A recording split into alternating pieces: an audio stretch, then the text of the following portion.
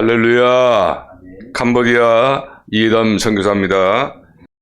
지난주에 이어서 오늘 이 시간에도 성경에 게시된 종말의 징조들에 대한 두 번째 강의를 오늘 시작을 합니다.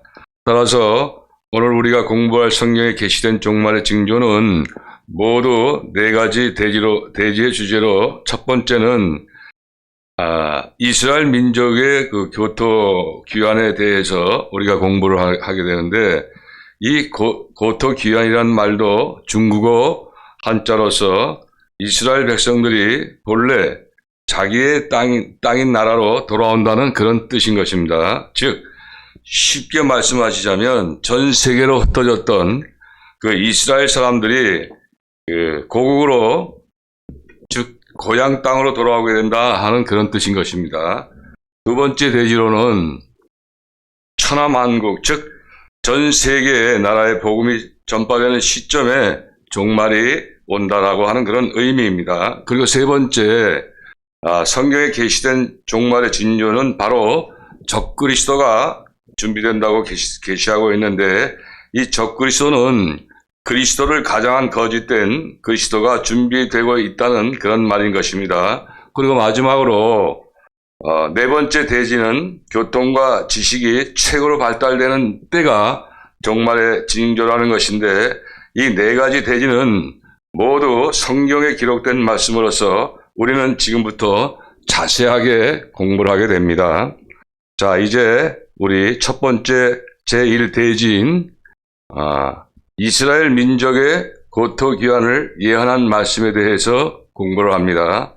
먼저 구약 성경 에스겔서 39장 28절에서 28절까지의 말씀을 보고 공부를 하게 되는데, 제가 봉독을 합니다. 28절, 전에는 내가 그들로 사로잡혀 열국에 이르게 하였거니와 후에는 내가 그들을 모아 고토로 돌아오게 하고 그 한 사람도 이방에 남기지 아니하리니 그들이 나를 여호와 자기의 하나님인 줄 알리라. 29절, 내가 다시는 내 얼굴을 그들에게 가리우지 아니하리니 이는 내가 내 신을 이스라엘 족속에게 쏟았음이니라. 나 주 여호와의 말이니라 라고 말씀하고 있습니다. 여러분, 그런데 구약의 에스겔서인 이 말씀으로만 가지고 이스라엘 민족의 고토 귀환에 관한 연구를 한다면 잘못된 해석을 우리가 할 수가 있다는 것인데, 먼저 에스겔서 39장 28절에서 29절 말씀에 대한 잘못된 해석은 이러합니다. 먼저 이제 이스라엘 백성들이 바벨론 제국의 침략으로 말미암아 열국에 흩어졌다가 고레스 왕 때에 귀환한 것을 가리켜 말한다는 해석은 잘못된 해석이 되는데, 그 이유는 여러 가지가 있습니다.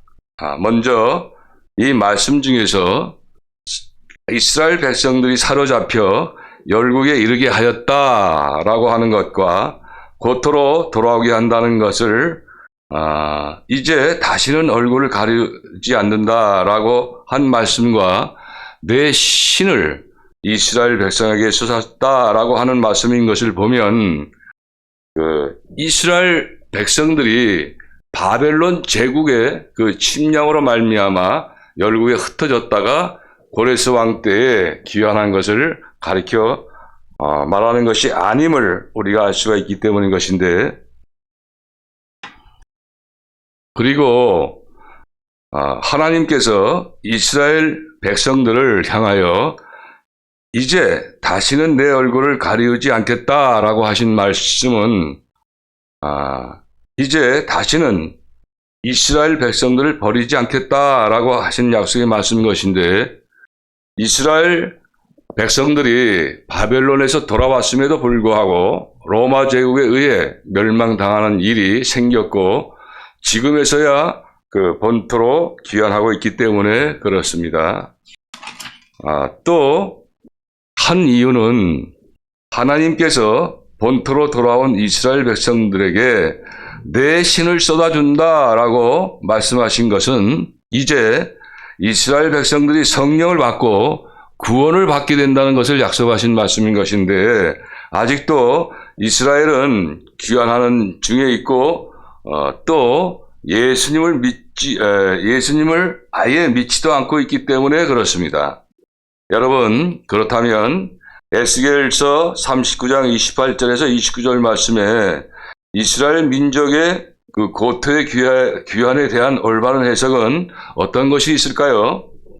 그것은 이스라엘 백성들이 예수 그리스도를 십자가에 못 박았던 그 죄악 때문에 하나님으로부터 버림받아 AD 70년경에 로마 제국에 의하여 멸망하였는데, 이때 모든 유대인들이 전 세계 각국으로 흩어져서 고생을 하다가 이제 19세기 말년부터 시원주의를 부르짖으면서 이스라엘, 즉 자신의 고국인 그 가나안 땅으로 돌아오고 있는 것을 가리켜서 현재 교회 시대 때의 그 이스라엘 민족의 고토 기환으로 해석하는 것이 올바른 해석이라는 것입니다. 자, 그렇다면 이제 현재 전 세계로 흩어졌던 이스라엘 백성들이 자신들의 고국인 유대 땅으로 돌아오는 것이 왜 마지막 때에 진조가 되는지에 대해서 우리는 알아봅니다. 우리 먼저 에스겔서 39장 29절 말씀을 화면을 보고 다 같이 합독하도록 합니다. 시작.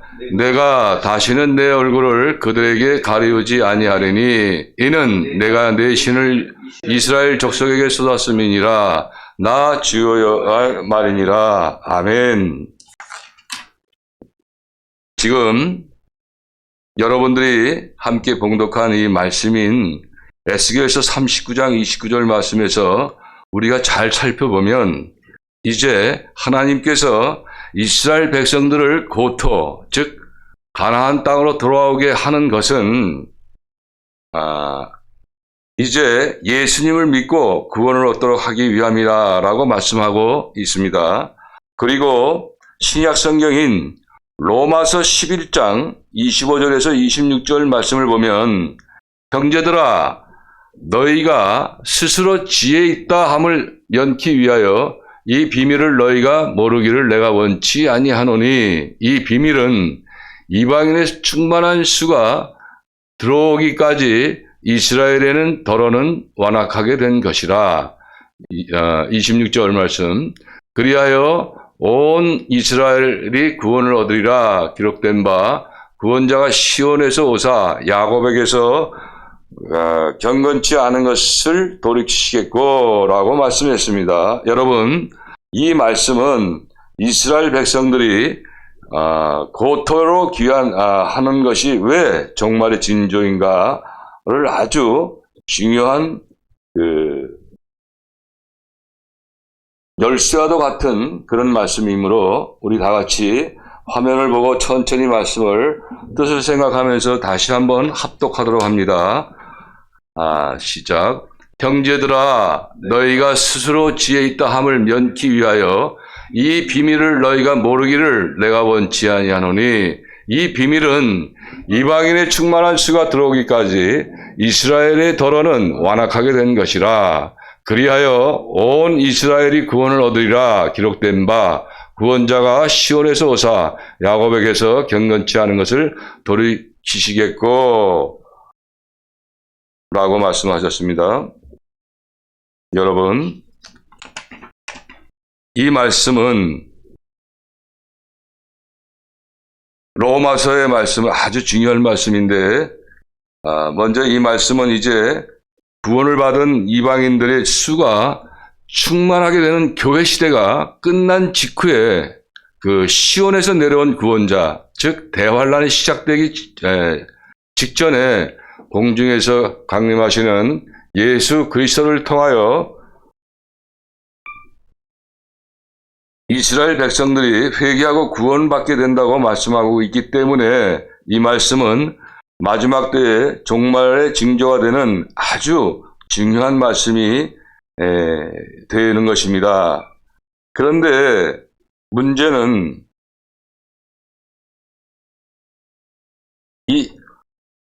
현재 이스라엘 백성들의 믿음에는 현실적으로 문제가 아주 많이 있다는 것을 우리는 알 수가 있는데, 이 시대, 즉 교회 시대의 때인 이 지금의 유대인들은 이 구약 성경에 나온 율법과 이 선지자들만 믿고 따르면서 초림하셨던 그 예수 그리스도는 믿지 아니하고, 초림하신 예수 그리스도는 믿지 아니하고 메시아를 기다리고 있다라는 것인데, 이것이 문제가 되는데, 여러분들은 지금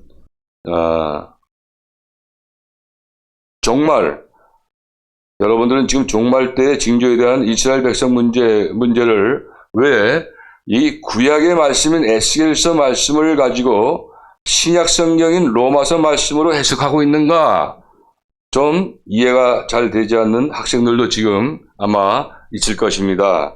그래서 그런 학생들을 위해서 이 구약 성경과 신약 성경의 말씀의 그 원리에 대해서 우리가 잠깐 칠판을 보고 그림을 보고 이제 공부를 하게 되는데, 여러분, 이것은 그 모든 인류의 그 기원이 되는 연대를 표시한 겁니다. 그래서 이것은 예수님을 믿든 안 믿든 모든 사람들은 다 이 연대를 사용하고 있습니다. 그런데 이것을 둘로 나눠져요. 연대가 둘로 나누면 구약 성경 올드 테스타먼트로 이것은 즉 오실 예수님을 이제 말씀하시는 거고, 구약 성경은 영어로서는 이제 before Christ라고 하죠. 그래서 이 구약 시대를 말씀하시는 거고, 또 신약 성경에는 New Testament에서 이 구약 성경이 이제 오실 예수님이라면, 이 신약 성경은 오신 예수님을 얘기합니다. 말씀하는 거죠. 아노더미니 해서 이것은 예수님의 때라는 그런 의미입니다. 그래서 오실 예수님이라는 것이죠. 신약 성경 시대, 즉 교회 시대라고 하는 그 시대고, 이쪽은 이제 구약 시대로 BC 연대를 표시하는 것은 구약 시대, 또 AC 연대, 모든 사람들이 AC 연대를 사용하는 것은 신약 시대, AD. 그래서 신약 시대로서 교회 시대를 이제 구분하는 것인데, 오늘은 어떻게 구분합니까? AD, 오늘 이 시점에 이 AD 2022년 2월 오늘 12일인 것입니다. 11일. 금요일이죠. 또, 요 기점이 인류 기원에 대한 연대인데, 이것이 바로 기준은 예수님께서 초림하셨을 때를 기준으로 합니다. 그리고, 우리가 지금 공부하고 있는 것은 지금 신약 성경 로마서를 지금 말씀하셨죠? 또 조금 전에는 에스겔서에서 말씀을 가지고 우리가 공부를 했죠. 자, 그러면 모든 인류는 요 BC로 이제 그 기원전을 표시하는 거죠. 그러니까 예수님이 탄생하신, 이 땅에 초림하신 그 전 구약 시대를 BC 연대로 모든 사람들은 이야기하고 있죠. 또 예수님이 이때 초림으로 오셨을 때에는 모든 인류가 AD 연대를 하고 있어요. 그래서 성경은 이 구약 성경과 이 신약 성경이 서로 짝을 이룬다라고 말씀하고 있어요. 자, 그러다 보니까 우리가 오늘 종말에 대한 그 징조를 신약과 구약과 서로 연관시켜서 지금 공부를 하고 있습니다. 우리 한번 여기 관련된 성경 말씀 한번 찾아보죠. 이사야서 34장 16절 말씀입니다. 이 말씀 아주 중요하니까 한번 찾아서 합독하도록 하죠. 자, 찾으셨으면 다 함께 합독합니다. 시작. 너희는 여호와의 책을 자세히 읽어보라. 이것들이 하나도 빠진 것이 없고 하나도 그 짝이 없는 것이 없으리니 이는 여호와의 입이 이를 명하셨고 그 신이 이것들을 모으셨습니다. 아멘. 여러분, 이와 같이 우리는 공부하고 있는 모든 성경의 핵심 진리나 또 요한계시록의 강해나 철로역정은 철저하게 성경을 중심으로서 강의하는 것이기 때문에 여러분들에게 상당히 유익한 그런 신학 공부가 되겠습니다. 그래서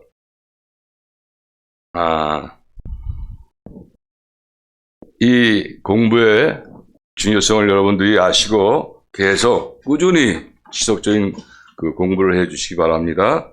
자, 그러면 이제 그 다음은 이제 그렇다면 로마서 11장 26절에서 말씀하신 그 야곱, 즉 이스라엘 백성들은 언제 경건치 않은 행실을 회개하고 구원을 받게 되는지에 대해 우리가 알아봅니다. 먼저 이스라엘 백성들이 어느 때에 구원을 받게 되는가? 어느 때냐? 이제 살펴보면 메시아이신 예수님께서 이 공중으로 강림하셔서 하나님의 신, 즉 성령을 부어주시게 될 때에 구원을 받게 된다는 그런 말씀인 것입니다.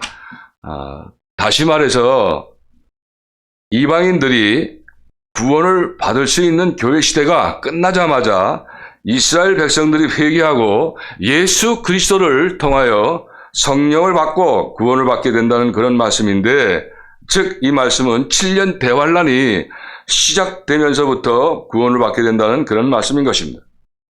자, 그러면 이제 종말에 이와 같이 마지막 때의 중요한 징조가 되는 이스라엘의 고토 기환에 대해 현재 교회 시대 때에 일어나고 있는 사건들로서 우리 자세하게 한번 공부하도록 합니다.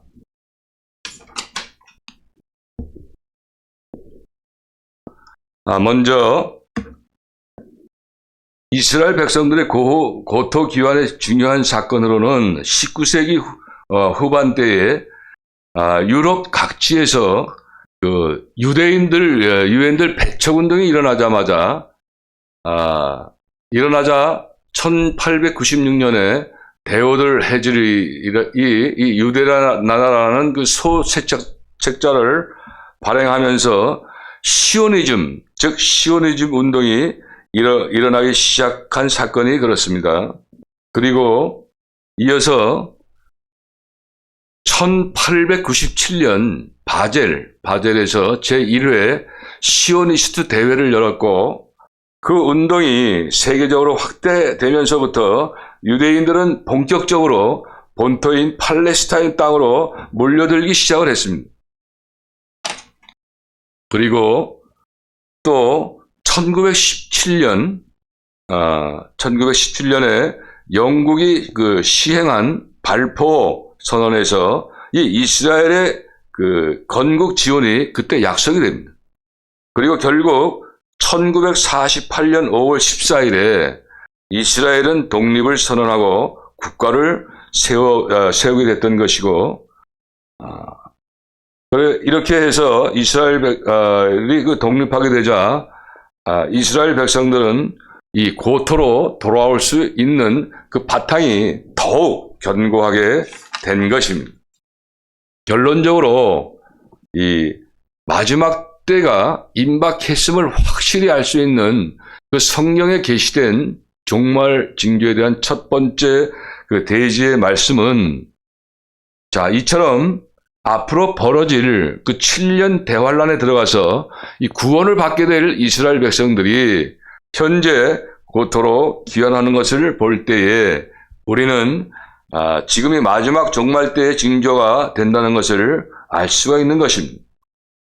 끝으로 이스라엘 민족의 고토 귀환을 정리하면 우리는 지금까지 그 이스라엘 민족의 고토 귀환을 예언한 말씀인 그 구약 성경 에스겔서 39장 28절에서 29절 말씀에 대한 그 잘못된 그 해석과 그 이유에 대해서 그리고 에스겔서 39장 28절 29절 말씀에 대한 올바른 해석을 공부를 했고, 또 현재 이스라엘 백성들이 고토로 돌아간 것이 왜 마지막 때의 징조가 되는지에 대해서와 현재 이스라엘 백성들의 그 믿음에 대한 현실에 대해서 공부를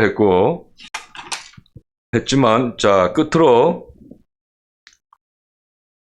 또 이스라엘 민족의 고토 귀환을 올바른 또 정리하자면 야곱, 즉 이스라엘 백성들은 언제 경건치 않은 행실을 회개하고 구원을 받게 되는지에 대해서와 또 이와 같이 마지막 때의 중요한 징조가 되는 그 이스라엘의 고토 귀환에 대하여 구체적으로 공부를 했습니다. 그리고 결론적으로 이 마지막 때가 임박했음을 우리는 확실히 알 수 있는 그 성경에 게시된 그 종말의 징조 첫 번째에 대하여 공부를 했습니다. 다음은 오늘 이 시간 성경에 게시된 종말의 징조들 제2강 대지인 천하만국에 복음이 전파된다. 그거에 대해서 공부하도록 하는데, 우리 좀 쉬는 그 생각으로서 찬송가를 한번 부릅니다. 찬송가 533장 1절과 4절을 한번 부릅니다. 오늘 533장 1절과 4절 그냥 음악 없이 그냥 우리 그냥 라이브로 그냥 우리 하나님께 찬양 올립니다.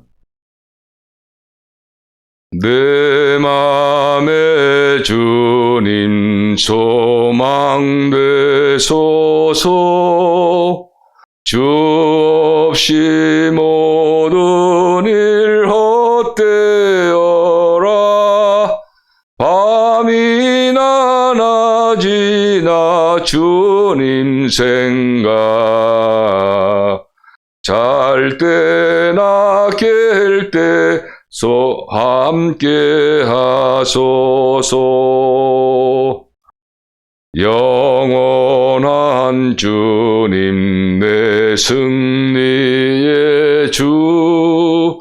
하늘의 기쁨을 주옵소서. 어떠한 고난이 닥쳐와도 만유의 주님 소망 되소서. 아멘. 저는 이 찬송을 부르면 개인적으로 제가 신학을 공부할 때 저희 스승이시던 그 교수 목사님이 항상 강의에 들어오셔서 찬양을 부를 때 이 찬양을 부르는 것이 생각이 납니다. 이 찬양은 굉장히 저도 그 마음 신비에 새기는 그런 찬양인데, 오늘 여러분과 함께 공부하면서 조금 경직된 마음을 좀 푸는 입장에서 이 찬양을 하나님께 올렸습니다. 자, 그리고 두 번째 대지인 천하만국에 복음이 전파된다고 예언된 성경 말씀을 우리가 공부합니다. 또 말씀을 봅니다. 우리 다 같이 마태복음 24장 14절 말씀을 보고 화면을 보면서 다 같이 합독하도록 합니다. 시작. 이 천국 복음이 모든 민족에게 증거되기 위하여 온 세상에 전파되리니 그제야 끝이 오리라. 아멘. 이 말씀은 이제 복음이 전 세계에 전부 다 전파가 되면 그때 세상에 끝이 온다 하는 그런 말씀인데, 종전에 우리가 공부했던 제1대지인 이스라엘 민족의 그 고토기한에 그 공부했을 때 아주 중요한 말씀인 그 로마서 11장 5절에서 26절 말씀에 다시 한번 제가 이제 봉독을 합니다. 형제들아 너희가 스스로 지혜 있다 함을 면키 위하여 이 비밀을 너희가 모르기를 내가 원치 아니하노니 이 비밀은 이방인의 충만한 수가 들어오기까지 이스라엘의 덜어는 완악하게 된 것이라. 26절 그리하여 온 이스라엘이 구원을 얻으리라. 기록된 바 구원자가 시온에서 오사 야곱에게서 경건치 않은 것을 돌이키겠고 라고 말씀하시고 있는 것처럼 마지막 때까지 이 복음이 온 세상에 전파되게 하는 이유로는 이 로마서 말씀과 같이 이 구원을 받는 그 이방인의 수를 충만하게 채우기 위함인 것인데, 이 이방인이란 그 뜻은 하나님의 그 선민으로서 세우신 그 이스라엘 백성이 아닌 다른 나라 사람들이라는 그런 뜻인데, 모두 아시는 사실이지만 이제 처음 공부하시는 분은 이방인이 무슨 말인가 하는, 이것도 한문입니다. 그래서 여러분에게 말씀을 드리는 겁니다. 자, 그렇다면 이제 성령님께서 강림하신 때부터 전파되기 시작한 그 복음이 어떻게 해서 세상에 전파되기 시작했는지에 대해서 공부하도록 합니다. 복음이 온 세상에 전파되기 시작한 처음에는 예루살렘에 전파되기 시작했고, 다음에는 유대와 사마리아에 전파가 되었고, 그 다음에는 사도 바울을 통하여 유럽을 건너가 유럽을 복음화시켰으며, 그 후에 많은 선교사들을 통하여 온 세계에 복음이 전파되었습니다. 그리고 교회 시대의 막바지 때인 지금 요즘은 그 라디오나 텔레비전과 그 인터넷과 같은 전파 매체들을 통하여 지금 온 세계에 복음이 계속 활발하게 증거가 되고 있음을 우리가 알 수가 있는데, 결론적으로는 그 예수님의 재림이 임박한 지금의 마지막 때를 알 수 있는 성경에 게시된 종말의 징조 두 번째로는 이제 그 로마서 11장 그 말씀하신 것과 같이 이 교회 시대가 이 끝날 때까지 구원을 받은 이방인의 숫자가 충만해지도록 하기 위하여 온 세상 만국에 복음이 모두 전파되고 되어나가고 있음을 볼 수가 있다는 것입니다.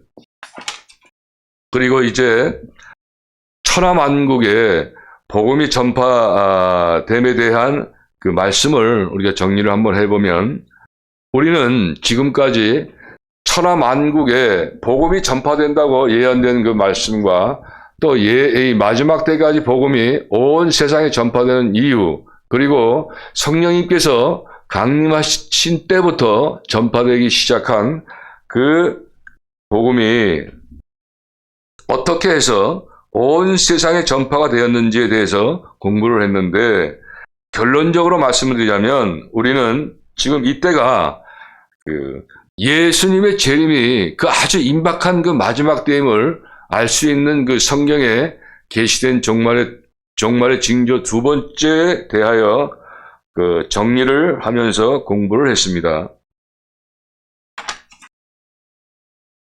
다음은 성경에 게시된 종말의 징조들 제2강인 세 번째 대지로서 적그리스도가 준비됨에 대해 공부를 합니다. 여러분, 이 종말의 징조로 세 번째로는 이제 그 7년 대환란 후 3년 반 초기에 적그리스도가 준비가 되는다는 것인데, 이 종말장인 마태복음 24장 21절에서 예수님께서 말씀하신 것처럼 후무한 그 환란이 일어나겠고 그때에 적그리스도가 나타나게 되어서 그 성도들을 미혹하고 박해하는 때가 준비된다고 예수님께서 말씀하시죠. 그리고 중요한 것은 하나님께서 예수님이 그 공중 강림으로 재림하실 때에 그 휴거되지 못한 성도들로 하여금 그 대환란을 통과하게 하시는 그 이유가 있다는 그런 말씀인데, 바로 휴거가 되지 못한 성도들로 하여금 이 세상 종말 때에 7년 대환란을 통과하는 가운데에서 연단을 받고 마음과 행실을 정결하게 함으로써 익은 열매가 되도록 하기 위해서라는 것임을 우리는 깨달아야 하며, 또 이때에 적그리스도가 준비되는 것도 사실은 우리를 연단하여 거룩한 자가 되게 하시기 위해서인 것인데, 바로 내가 거룩하니 너희도 거룩하라 라는 말씀을 이루기 위해서인 것입니다. 따라서 적그리스도가 준비되고 있는 것을 통해 알 수 있는 것은 대환란, 즉 지금의 때가 마지막 때라는 것을 우리는 이러한 종말의 징조들에 대해서 알 수가 있다는 것입니다.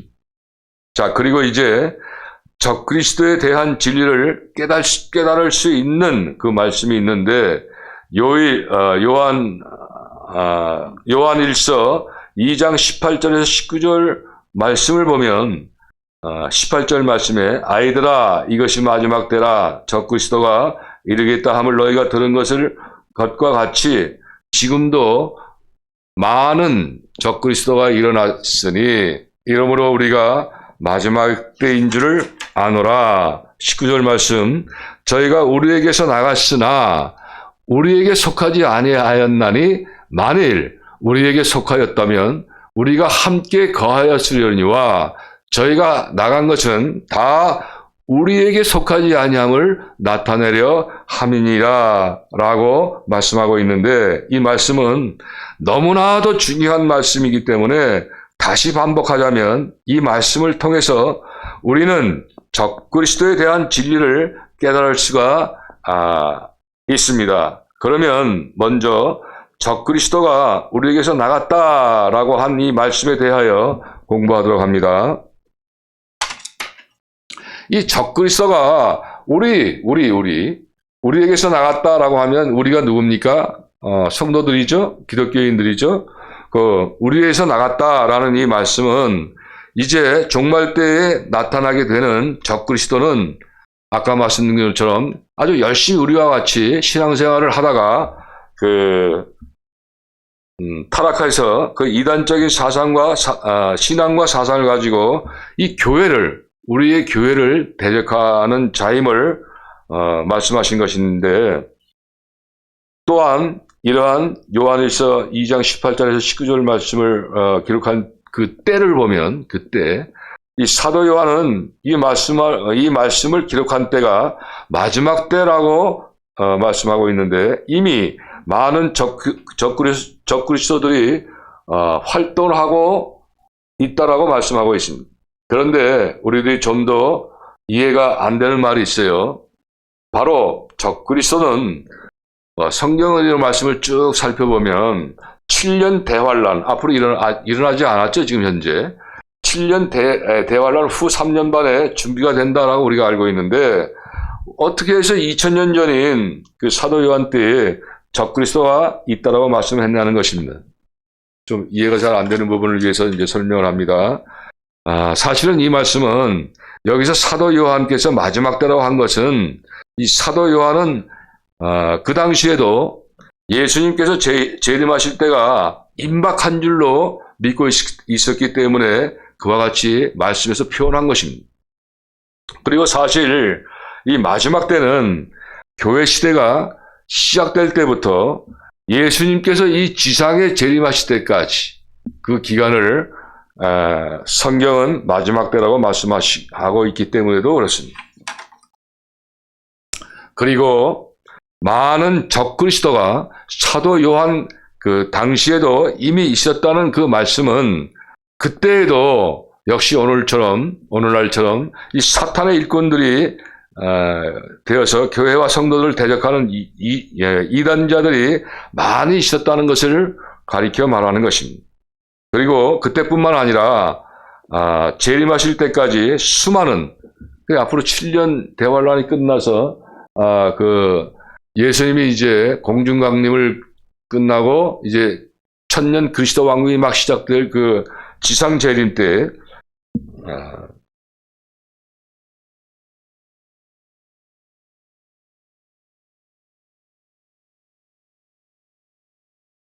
재림 때까지 수많은 적그리스도와 이단자들이 나타나서 교회를 회방하게 될 것을 말씀하고 있습니다. 그리고 이제는 이와 같은 적그리스도들 중에서 대환란 때 등장하게 될 적그리스도에 대해서 이제 성경에 나오는 적그리스도에 대해서 공부를 합니다. 자, 이제 종말 때인 그 7년 대환란 후 3년 반 때에는 이 등장하게 될 적그리스도에 대해 우리가 공부를 합니다. 자, 우선 많은 적그리스도들 중에서 가장 큰 권세를 가진 사탄의 일꾼으로서 이 세상에서 가장 큰 이단자를 말합니다. 바로 타락한 천사장 루시퍼의 영인데, 이 영은 자칭 재림 메시아와 만왕의 왕으로 행세를 합니다. 그리고 기독교 사상을 중심적으로 온 세상을 통일시켜서 지상 낙원을 만들겠다고 주장하는 자가 바로 이 적그리스도가 된다는 것입니다. 따라서 이때 등장하는 적그리스도는 이 공산국가나 어느 또 아람 국가 가운데서 나오는 것이 아니에요, 여러분. 바로 우리 기독교 국가에서 나타나게 된다는 것을 말씀하고 있습니다. 자, 그렇다면 이 적그리스도에 대해 요한계시록에서는 어떻게 표현하고 어떻게 말씀하고 있는지에 대해서 우리가 공부합니다. 먼저 요한계시록 13장 1절 말씀을 우리 화면을 보고 합도록 하도록 합니다. 시작. 내가 보니 바다에서 한 짐승이 나오는데 뿔이 10이요 머리가 7이라 그 뿔에는 10멸관이 있고 그 머리들에는 참남한 이름들이 있더라. 아멘. 자, 이 말씀 중에 바다라는 말씀이 나오죠. 이 바다라는 말씀은 요한계시록 17장 1절 말씀에 보면 또 7 대접을 가진 7 천사 중에 하나가 와서 내게 말하여 가로되 이리 오라. 많은 물 위에 앉은 큰 음녀에 받을 심판을 내게 보이리라 라고 말씀을 했습니다. 그리고 계시록 17장 15절 말씀에서도 또 천사가 내게 말하되 내가 본 바 음녀에 앉은 백성과 무리와 열국과 방언들이니라 라고 말씀하고 있습니다. 따라서 요한계시록 17장 1절과 15절 말씀에 기록된 바와 같이 이 바다라는 말씀은 바로 세상을 의미하는 것입니다. 그리고 또 한 짐승이 나오죠. 이 짐승이란 말씀은 계시록에서 또 말씀하고 있어요. 요한계시록 13장 18절 말씀에 보면 지혜가 여기 있으니 총명 있는 자는 그 짐승의 수를 세어보라. 그 수는 사람의 수니 666인이라 라고 말씀을 합니다. 그리고 이 말씀과 같이 실제로는 이것이 짐승이 아니라 사람이라는 것을 가리켜 말씀하시는 것입니다. 그리고 열뿔이라는 말씀이 또 나오죠. 이 열뿔이라는 말씀도 계시록 17장 12절 말씀에서 보면 내가 보던 열뿔은 열왕이니 아직 나라를 얻지 못하였으나 다만 짐승으로 더불어 임금처럼 권세를 일시 동안 받으리라 라고 했습니다. 따라서 이와 같은 말씀은 이 말씀들을 볼 때에 이 열뿔이라는 것은 곧 열 나라가 통합된 연방 국가임을 우리는 알 수가 있습니다. 그리고 또 멸관이 있다라는 것은 바로 이 적그리스도가 이스라엘을 지배한다는 것을 의미하기도 합니다. 그리고 또 적그리스도가 나타나는 지역에 대하여 깨닫기 위해서 우리가 다니엘서 9장 24절 27절 말씀에 나오는 그 70일의 예언을 해석해 보도록 합니다. 이제 이 적그리스도가 나타나는 지역은 다니엘서 9장 24절에서 27절 말씀 중에서 26절 장차 한 왕의 백성이 와서 그 성읍과 성소를 회파하려니와 그의 종말은 홍수에 엄몰된 같을 것이며 27절 말씀 그가 장차 많은 사람으로 더불어 한 이래 동안의 언약을 굳게 정하겠고 그가 그 이래의 절반에 제사와 예물을 금지할 것이며 라고 말씀하고 있는데 이 적그리스도가 나타나는 그 지역은 이스라엘을 멸망시킨 나라에서 이 적그리스도가 나타난다고 말씀하고 있는데 이스라엘을 멸망시킨 이 로마 제국이 있던 지역에 대해 지역에 해당된다는 것을 우리가 알 수가 있습니다. 따라서 대환란 때 등장하게 될 적그리스도에 대하여 결론적으로 우리가 설명을 합니다. 이 대환란 때 등장을 하게 된 이 적그리스도는 바로 7년 대환란 후 3년 반 때에 준비가 되는 적그리스도로 이 이스라엘을 멸망시켰던 로마 제국이 10나라로 갈라졌다가 다시 통합된 재생 로마 제국의 통치자로서 이 기독교적 이단 사상을 갖춘 자라는 것을 알 수가 있습니다. 결론적으로 마지막 때가 임박했다는 것을 알 수 있는 성경에 게시된 종말의 징조 세 번째로는 이제 이스라엘을 멸망시킨 로마 제국의 영토 안에 유럽 공동체가 있다는 것입니다.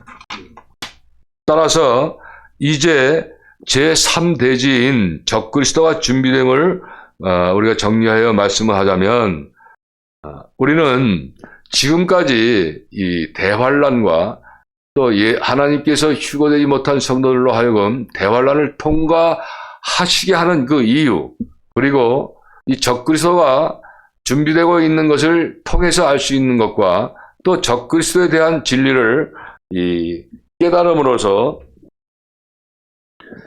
깨달을 수 있는 그 말씀과 적그리스도가 우리에게서 나갔다라고 한 것과 요한일서 2장 18절 19절 말씀을 기록한 때를 그리고 여기서 마지막 때라고 한 그 이유와 또 마지막 때 그리고 많은 적그리스도가 사도 요한 당시에 이미 있었다는 것과 특히 사탄의 앞잡이가 되어서 일하게 될 적그리스도를 중에서 이 대환란 때 등장하게 될 그 적그리스도 그리고 이 적그리스도에 대하여 그 요한계시록 13장 1절 말씀에서는 어떻게 표현을 하고 있는지에 대해서 공부를 했습니다. 그리고 계시록 13장 1절 말씀 중에 이 바다와 짐승과 열불과 멸관이 있다는 것과 적그리스도가 나타나는 그 지역과 또 결론적으로 적그리스도 대하여서 우리가 공부를 했고 결론적으로 이 마지막 때가 임박했다는 것을 알 수가 있는 성경에 게시된 종말의 징조 세 번째 대하여 우리가 공부를 했습니다. 그러면 이제 마지막 대지인 네 번째 종말의 징조인 그 교통수단과 지식의 고도의 그 발달에 대해서 우리가 공부하도록 합니다. 먼저 이 교통수단과 지식의 고도로 발달을 예언한 말씀을 보면 이 다니엘서에 있습니다. 다니엘서 12장 그 4절 말씀에 다니엘아 마지막 때까지 이 말을 간수하고 이 글을 봉합하라. 봉합하라. 많은 사람이 빨리 왕래하며 지식이 더하리라 라고 말씀을 하고 있지요. 이 말씀에서 여러분 많은 사람이 빨리 왕래하며 라고 했는데 이 다니엘 시대와 다니엘 옛날 구약 다니엘 시대와 오늘날 현재 교통수단은 정말로 많이 다르죠. 비교를 한번 해보겠습니다. 그러면 다니엘 시대와 현재 교통수단을 우리가 비교해보면 이 다니엘 시대에는 교통수단으로 말이나 말을 끄는 마차를 이용하였는데 여러분 현재는 과학 문명이 급속도로 발달하여서 이 초고속 비행기나 우주선 등이 있기 때문에 그때와는 비교할 수 없을 정도로 아주 많은 사람들이 빠르게 왕래하는 시대가 된 것입니다. 자, 이에 대해서 보충 설명을 하자면, 자, 먼저 지금 여러분 얼마나 지금 세상이 변했냐 하면 새로운 차세대 철도인 하이퍼 튜브 저 사진을 한번 화면을 보시죠. 얼마나 날렵하고 제비같이 날렵합니까? 그래서 이 하이퍼 튜브는 대한민국에서 자체 개발한 진공에 가까운 튜브 속에서 튜브 속의 시속 여러분 1200km 시속 1200km 참 저도 깜짝 놀랐는데 이 1200km의 열차가 달리는 미래의 교통 수단인 것입니다. 여러분 우리가 타고 있는 국제선 제가 이제 캄보디아를 수십 차례를 왔다 갔다 하지만 이 국제선 비행기 속도가 여러분은 얼마인 줄 아십니까? 시속 800km에서 한 1000km 정도 그것을 한번 우리가 생각해 보면 이 지상에서 운행하는 항공기보다 훨씬 더 빠른 것이 바로 이 철도 기차라는 것을 우리가 알 수가 있습니다. 그리고 한국철도기술연구원 를 줄임말이 바로 철도연입니다. 이 철도연에 따르면 이 하이퍼 튜브를 이용하면 여러분 놀라지 마십시오. 서울에서 부산까지 20분 내에 돌파를 가능하다는, 그러니까 주파가 가능하다고 하는 겁니다. 자, 어마어마하지요? 그리고 이 철도연은 지난해 11월 달에 진공에 가까운 기압 환경에서 시속 1019km의 주행시험에 이미 성공한 바가 있다고 합니다. 사진을 한번 보십시오. 하이퍼루프 유인주행 성공 사진입니다. 대단하죠? 저 시속 목적지에 도달한 초고속도에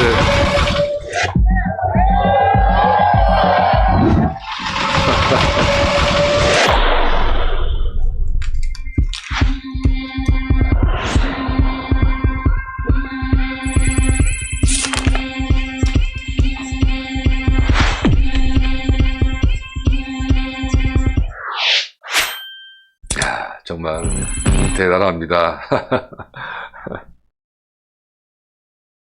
자, 이렇게 교통수단이 정말 우리가 상상도 못할 만큼 빨리 왕래하는 다니엘서의 예언이 정확하게 지금 한치 오차도 없이 지금 진행되고 있는 것을 볼 때 정말 지금이 마지막 때인 것을 우리는 다시 한번 깨달을 수가 있죠. 그리고 또한 다니엘서에서 이 교통수단과 이 지식을 말씀하시죠. 이 지식이 더하리라 라고 말씀하고 있는데, 예언하셨는데, 오늘날 지식의 발달은 어떤 건지에 대해서 또 한번 우리가 살펴보면 여러분 또 엄청나게 놀랄 겁니다. 아까 교통에 대해서 우리가 많이 놀랐죠? 저도 아마 이 말씀을 연구하면서 나 이게 처음 봤어요, 처음. 여러분들도 아마 처음 본 분 많을 거예요. 그러면 이제 오늘날 지식의 발달을 보게 되면 우리가 이제 21세기에 접어들면서 엄청나게 많은 지식들이 이 책을 통해서 또 신문과 잡지와 라디오와 텔레비전과 비디오 등 특별한 것은 이제 인터넷을 통하여서 이 지식들이 엄청나게 쏟아져 나오고 있죠. 그리고 그 양은 그 옛날부터 20세기까지 나온 지식보다 옛날에는 여러분 창세서부터 나온 지식이에요. 그거보다 훨씬 더 다양하고 많다고 지금 우리가 알고 있습니다. 자, 그러니까 과거 시대 때 약 100년 정도에 걸쳐서 일궈냈던 그 지식들이 요즘은 단 5초 만에 다 가능해졌다는 그런 얘기입니다. 정말 마지막 때가 아닐 수가 없죠. 예언의 말씀이 정확하게 이루어지고 있지 않습니까, 여러분? 자, 우리 화면을 보시죠. 저게 바로 양자 컴퓨터라는 그 컴퓨터입니다. 저도 처음 보고 있는데, 이 사진에 양자 컴퓨터는 이 밝기를 조정할 수 있는 전구라 더 많은 상태 값을 만들 수 있고, 또 다양하고 복잡한 정보를 동시에 전달할 수가 있기 때문에, 이 기존의 컴퓨터로는 이 10억 년, 이거는 10년이 아니에요. 10억 년이 걸리는 그 계산식을 양자 컴퓨터로는 단 100초 만에 끝날 수 있다는 것입니다. 여러분, 그 100초면 10억 년이 걸려서 걸리는 계산식을 이 양자 컴퓨터는 1분 40초에 끝낼 수 있다는 거예요. 여러분, 엄청나지 않습니까? 이건 도저히 상상도 못할 그런 지식이 지금 발달되고 있는데 엄청나지요? 그리고 2019년도 그 구글은 그 53큐비트의 양자 컴퓨터 시커머니를 공개하며 수학 문제이긴 했지만 슈퍼컴퓨터로 1만 년 이상 걸리는 것을 양자 컴퓨터로는 단 3분 20초 만에 풀었다고 합니다. 1만 년 전 걸렸던 것을 이 양자 컴퓨터는 단 3분 20초 만에 풀었다는 거예요. 대단하죠? 이런 것을 참 엄청납니다. 이 지식들이 상상을 초월할 정도예요, 여러분. 자, 그리고 결론적으로 마지막 때가 가까웠다는 것을 알 수가 있는 성경에 계시된 종말의 징조 네 번째로 이 교통수단이 발달하고 그 수많은 지식들이 넘쳐 나오는 것을 볼 수가 있다는 것을 오늘날 현실적으로 진행되고 있는 것을 볼 때에 성경의 예언의 말씀들이 아주 정확하게 이루어지고 있음을 우리는 오늘 공부를 통해서 쉽게 알 수가 있었습니다. 이제 끝으로 교통수단과 지식의 고도 발달을 정리하자면 우리는 지금까지 교통수단과 지식의 고도 발달을 예언한 말씀과 또 많은 사람들이 빨리 왕래하며 라고 하였는데 이 다니엘 시대와 오늘날 현재의 교통수단을 비교하였고 또한 지식이 더하리라 라고 하는데 이 오늘날 지식의 발달은 어떠한 것인지에 대해서 우리가 좀 자세하게 공부를 했습니다. 결론적으로 이 마지막 때가 가까워 왔다는 것을 알 수 있는 성경에 계시된 종말의 징조 네 번째에 대해서 우리는 또 공부를 했고 마지막으로 성경에 계시된 종말의 징조들 두 번째 강의를 총정리하자면 우리는 지금까지 제1대지인 이스라엘 민족의 고토 기환과 제2대지인 천하만국의 복음이 전파됨과 제3대지인 적그리스도가 준비됨을 그리고 마지막 네 번째로 대지로 그 교통수단과 지식의 고도 발달에 대하여 자세하게 우리는 공부를 했습니다. 자, 이 자리에서 공부하고 계시는 여러분과 또 동영상으로 공부하시는 여러분 모두 수고 많이 하셨습니다. 그리고 다음 제6주차 1교시에는 예수님의 그 재림의 목적에 대해서 우리가 공부를 합니다. 하니까 계속해서 끊임없이 강의에 임하셔서 이 마지막 때에 귀한 하나님의 마지막 일꾼들이 되시기를 축복합니다. 저는 다음 주 6주차 강의에 대해서 다시 뵙겠습니다. 감사합니다.